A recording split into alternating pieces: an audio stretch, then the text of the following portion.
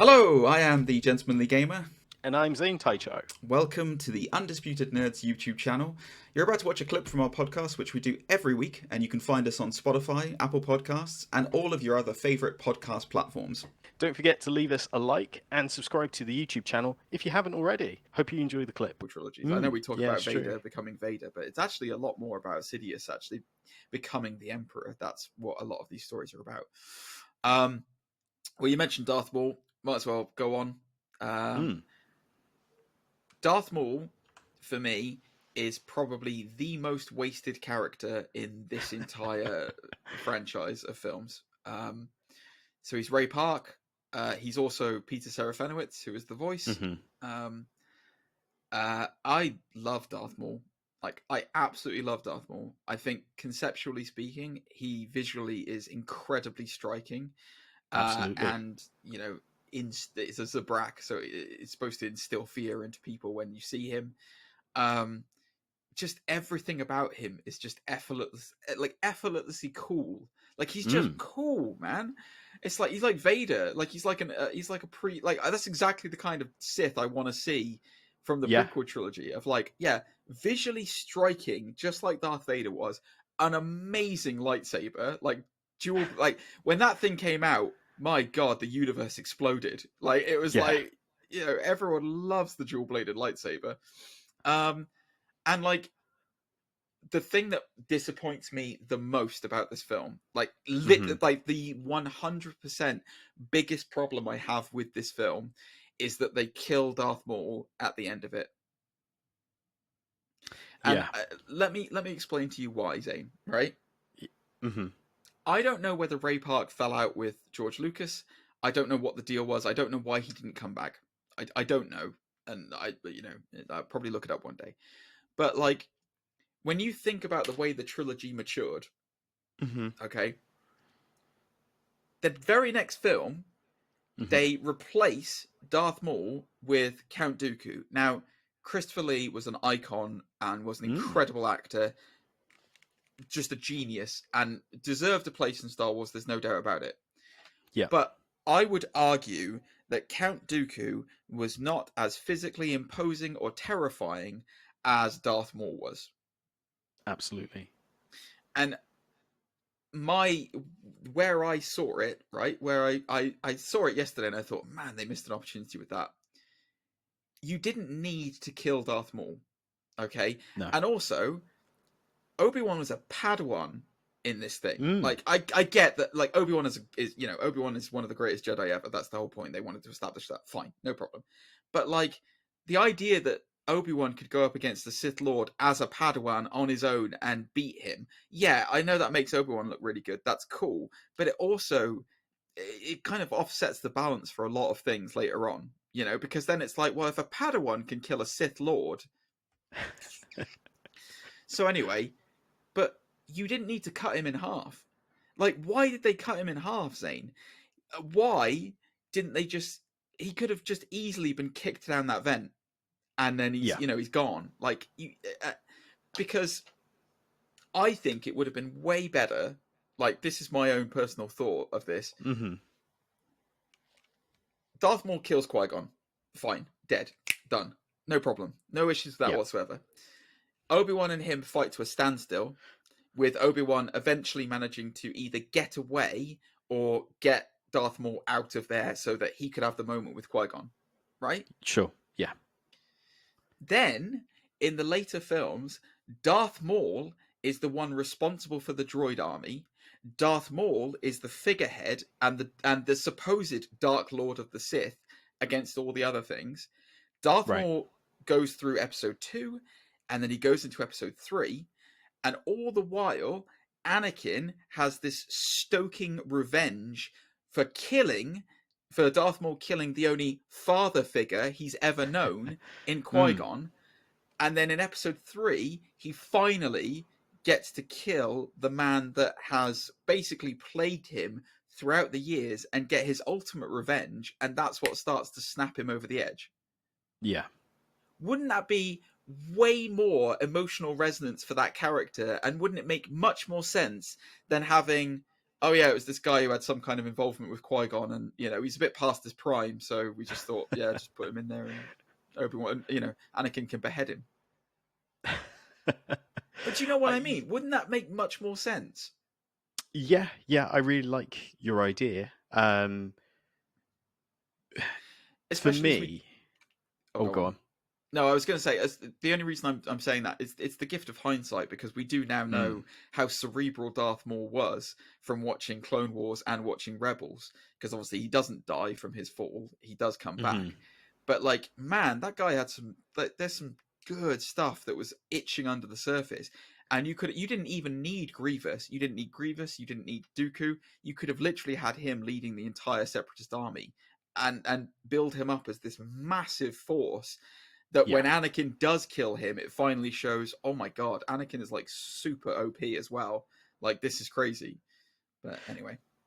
Yeah, I agree with you. Like, I think having him around longer would be really cool. For me, Darth Maul works best when he is a not blunt instrument, but an instrument of war. Like, he's your sniper. He is, the assassinator of the Jedi. Well, for me, that's when because his whole outfit is based on a sort of Ronin or ninja outfit. Yeah, I know.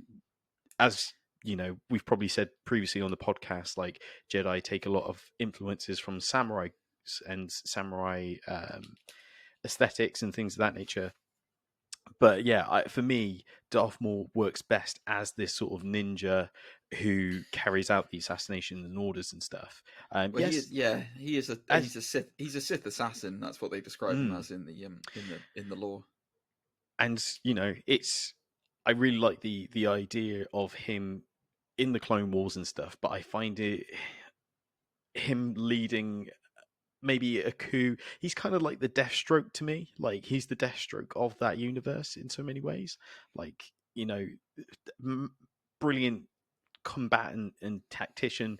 But yeah, I think what would have been really cool, as you say, if he was, if it came to something like the Clone Wars and you had Dooku leading the larger army and he and Ventress were the two sort of captains, lieutenants maybe under him. I think that'd be cool. But of course, the rule of two is something else, isn't it? Yes, it's the rule of two for a start, but that kind of gets thrown out the window anyway when you add Ventress into it, because she was around at the same time as Dooku. The thing that irritates me, I mean, you've said it right there though. Ventress is a dark force user. Mm-hmm. She's not a Darth. You only become a Darth by being the heir to the throne, basically. You like, the whole idea behind the Sith and the rule of two is that when you become a Darth, that is your ascension to Dark Lord. Like, you are a Dark Lord of the Sith at that point. There should be no. That means that either the next time you and your master or whatever, or you and your apprentice have a fight, one of you is coming out of that and the other one isn't. Like, that's the whole point of the Sith, is that they're built on strength, so that the apprentice will always either usurp the master, or the master will kill the apprentice and get a more powerful apprentice to try next time. Sure. And like, the fact that he's called Darth Maul, the idea is he's already a Dark Lord of the Sith. Like, he is already a Dark Lord of the Sith. He's already OP.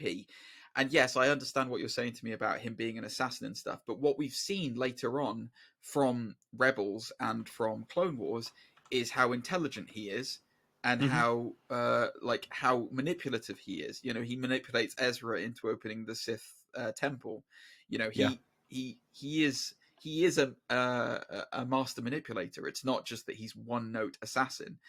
And I think that he gets a really cool scene in Duel of the Fates, but there just needed to be more. Like, there needs to be more of him. And longer, yeah. And I don't like the fact that you have these interchangeable apprentices for the Dark Lords. No, like, stop killing them off. Jesus.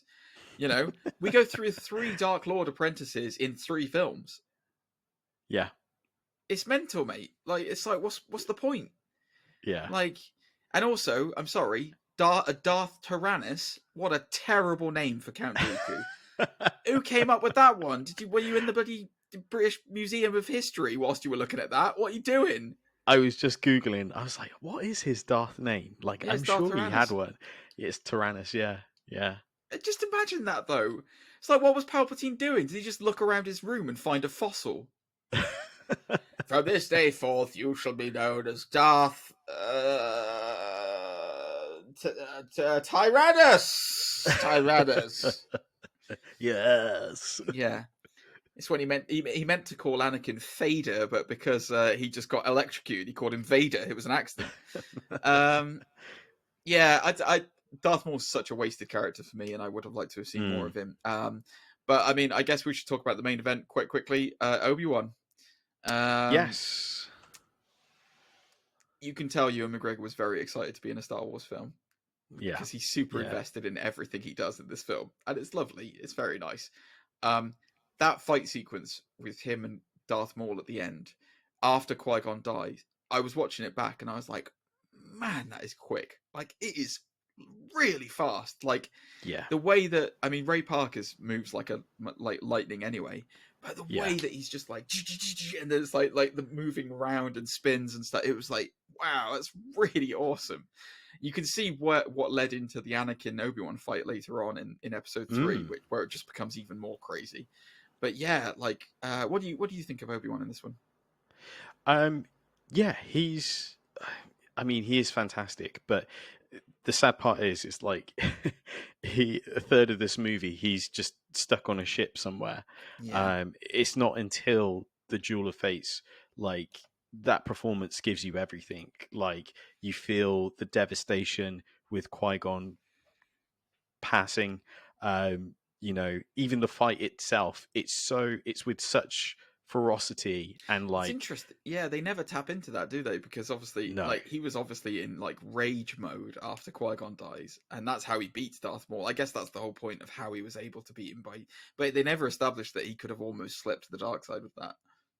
Yeah, and you know, even in the small things in that fight, like I think he gets kicked in the face, but instead of kind of like falling on his back, he just instantly flips into it and just carries on. Do you know what I mean? Because he's just that so enraged of like carrying on. I think the only time he levels out is once he falls again, but hangs off the like little ledge bit. Yeah. I think that's the only time he kind of like resets. Okay. Yeah, he centers himself. That's the only time he's able to then beat him. Yeah, it's fascinating. Again, I just don't like the fact that he had to chop him in half to beat him. He could have quite easily kicked him down that pit, like, and then we don't see him die, and it's ambiguous, left ambiguous as to whether he's dead or not, and then you see him in the next film. Yeah, I agree with you. I don't think Ewan McGregor had enough to do in this film. I would argue that Ewan McGregor didn't have enough to do in this whole prequel trilogy, because I don't think he gets much to do in the second one either, really.